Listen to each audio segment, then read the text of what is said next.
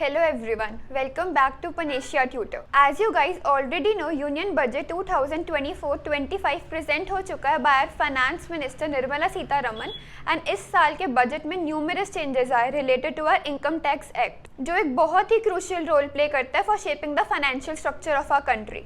इन reforms के major aim थे tax structure को सिंप्लीफाई करना, टैक्स बेस एक्सपैंड करना एंड इम्प्रूविंग कंप्लायंस, जिससे टैक्स पेयर्स को बहुत ही रिलीफ मिलेगा एंड इससे इन्वेस्टमेंट्स भी इंकरेज होगी. Now let's see some of the major changes in our income tax act. This year slab rates में भी काफ़ी चेंजेस आए हैं. If you are earning up to 3 lakh rupees you don't have to pay any tax. Last year भी ये rate same ही था. If you are earning between 3 to 7 lakh rupees you have to pay 5% tax. Earlier it was up to rupees 6 lakh.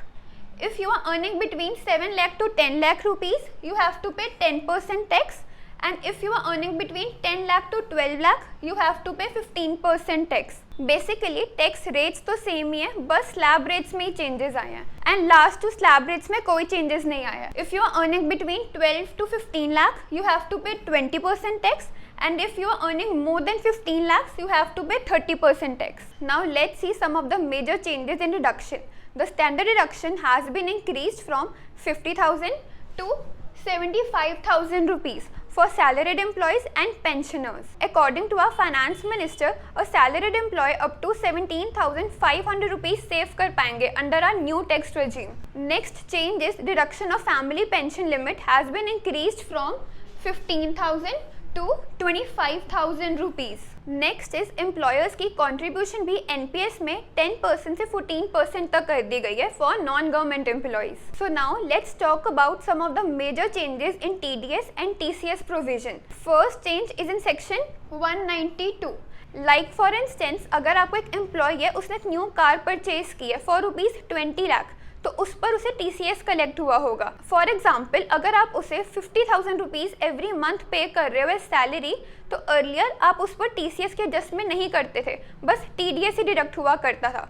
But from now onwards अगर आपके employ से already TCS collect हो चुका है एंड वो अगर आपको सर्टिफिकेट प्रेजेंट कर देता है, तो अब आपको टीसीएस की भी एडजस्टमेंट करनी होगी एंड जो रिमेनिंग अमाउंट रह जाएगी उस पर ही खाली टीडीएस डिडक्ट होगा. It is one of the most important amendment for salaried employees. Next change is for partnership firm. It's a newly introduce section. Under this अगर आप पार्टनर को कोई भी पेमेंट करते हो in form of salary, bonus, commission, remuneration and अगर उसकी amount 20,000 rupees exceed कर जाती है ना फाइनेंशियल ईयर, तो उस पर भी अब 10% टीडीएस डिडक्ट होगा. Next change is for e commerce operators. Earlier जो भी ई कॉमर्स ऑपरेटर्स है लाइक अमेजॉन, फ्लिपकार्ट, वो जो भी अमाउंट अपने next change is for e commerce operators. Earlier जो भी ई कॉमर्स ऑपरेटर्स थे लाइक अमेजॉन, फ्लिपकार्ट, वो जो भी अमाउंट अपने पार्टिसिपेंट्स को पे करते थे, तो अर्लियर उस पर 1% टीडीएस डिडक्ट हुआ करता था. But now it has been reduced to 0.1%. Next change is for luxury goods. इस साल गवर्नमेंट ने एक न्यू प्रोविजन इंट्रोड्यूस किया फॉर लग्जरी गुड्स. इसमें क्या होगा, अगर आप कोई भी लग्जरी गुड परचेज करते हो एंड उसकी वैल्यू 10 लाख रुपीज़ एक्सीड कर जाती है, तो उस पर अब सेलर 1% टीसीएस कलेक्ट करेगा. अंडर दिस अगर इंडिविजुअल्स और एचयूएफ कोई भी अमाउंट पे करते हैं फॉर वर्क कॉन्ट्रैक्ट और ब्रोकरेज, तो अर्लियर उस पर 5% टीडीएस डिडक्ट हुआ करता था, but from now onwards it has been reduced to 2%. Next change is under section 194DA. Under this अगर इंडिविजुअल कोई भी अमाउंट रिसीव करता है फॉर लाइफ इंश्योरेंस, तो उस पर अर्लियर 2% टीडीएस डिडक्ट हुआ करता था, but from now it has been increase to 5%. Next change is under section 194DA. Under this अगर इंडिविजुअल कोई भी अमाउंट रिसीव करता था अंडर लाइफ इंश्योरेंस, तो उस पर अर्लियर 2% टीडीएस डिडक्ट हुआ करता था, but now it has been increase to 5%. Next changes under this अगर नॉन रेसिडेंट्स कोई भी अमाउंट रिसीव करते हैं एज इंटरेस्ट, तो उस पर अर्लियर 20% टीडीएस डिडक्ट हुआ करता था. Now it has been reduced to 15%. Next change is under section 194IA. It is one of the most important amendments. Suppose एक प्रॉपर्टी है एंड उसकी वैल्यू 60 लाख रुपीज़ है एंड उसके 2 बायर्स है and both the buyers are paying 30 lakh rupees. So जब TDS deduct करने की बारी आती है, तो वो ये कहते हैं कि प्रोविजंस में लिखा है कि अगर प्रॉपर्टी की वैल्यू 50 लाख या उससे एक्सीड करती है तभी TDS डिडक्ट होगी, बट हम तो 30 लाख रुपीज ही पे कर रहे हैं। सो उसके लिए क्लैरिफिकेशन रिलीज हुई है कि हमने टोटल कंसिडरेशन देखनी है, ना कि इंडिविजुअल शेयर कितना था। नेक्स्ट चेंजेस, अगर कोई भी इंडिविजुअल या HUF रेंट की अमाउंट पे कर रहा है एंड उसकी वैल्यू 50,000 रुपीज एक्सीड कर जाती है पर मंथ, तो अर्लियर उस पर 5% TDS डिडक्ट हुआ करता था, now it has been reduce to 2%। Next change is, अगर हम कोई भी पेमेंट कर रहे हैं एजेंट और डिस्ट्रीब्यूटर को related to lottery tickets and उसकी वैल्यू 15,000 एक्सीड कर जाती है, तो उस पर हम 2% TDS डिडक्ट कर देंगे उनको। Earlier it was 5%। Next changes under section 194H, अगर हम कोई भी पेमेंट कर रहे हैं रिलेटेड टू ब्रोकरेज और कमीशन, तो अर्लियर उस पर 5% TDS डिडक्ट होता था, but now it has been reduce to 2%। इस साल कैपिटल गेन के प्रोविजन से भी काफ़ी चेंजेस आए हैं। First changes unified holding period, under this different assets के होल्डिंग पीरियड्स को भी स्टैंडर्डाइज कर दिया गया है।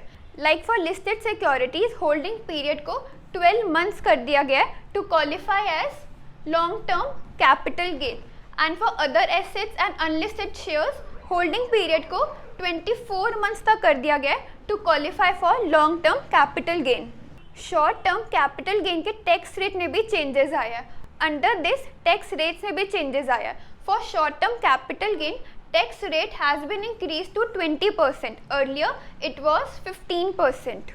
लॉन्ग टर्म कैपिटल गेन में मेजर 2 चेंजेस आया है। First changes, tax rate has been increased from 10% to 12.5%, but एक major relief भी है, that is exemption limit has been increased from 1 lakh to 1.25 lakh per year, and for other long term capital gain tax rate has been reduced from 20% to 12.5%, but 20% was with indexation benefit, but from now onwards indexation benefit नहीं मिलेगा।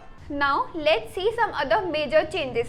STT on future has been increased from 0.0125% to 0.02%, and STT on options has been increased from 0.0625% to 0.1%. Next changes, corporate tax rate has been reduced from 40% to 35%. Next change is angel tax, जो startups पर लगा करता था अब वो भी abolish हो गया है। नेक्स्ट चेंजेस कि अगर ITR रीओपन करवाना है तो एस्केप्ड इनकम 50 लाख या उससे ज़्यादा होनी चाहिए, एंड वो maximum 5 years from the end of assessment year तक ही रीओपन हो सकती है। नेक्स्ट इज पेंडिंग केसेस को रिड्यूस करने के लिए भी मॉनिटरी लिमिट्स इंक्रीज हो चुकी है। For tribunals, it's rupees 60 lakh. For high courts, it's rupees 1 crore, and for Supreme Court, it's rupees 2 crore. Next is income tax dispute को settle करने के लिए and litigation को eliminate करने के लिए विवाद से विश्वास स्कीम को reintroduce कर दिया गया है। So these were some of the major changes in our Income Tax Act.